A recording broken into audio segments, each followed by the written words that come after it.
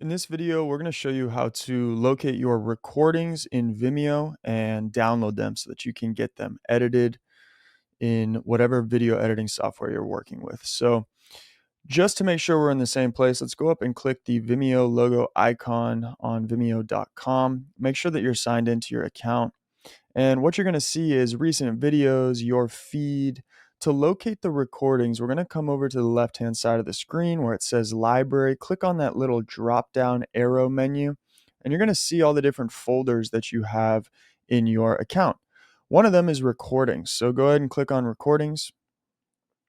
And what you're going to see then is all your recordings. Now, it's not guaranteed that they're going to all be in order. So you can sort them by clicking on this downward arrow. You can sort them by modified or added. So if you recently just made a change to one of them and you're having trouble locating it, clicking on modified will show you, the most recent changes, name changes, or anything that you've made to your recording folder.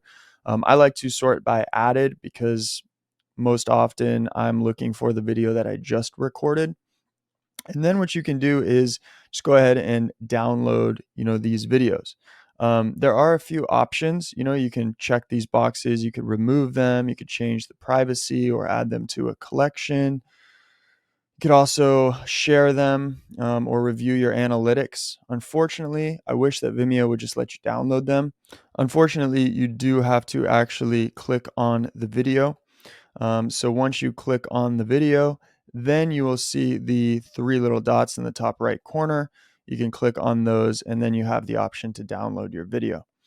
So it's going to give you a bunch of different download quality settings. If you let it process, you should be able to download whichever video you want in the highest quality possible.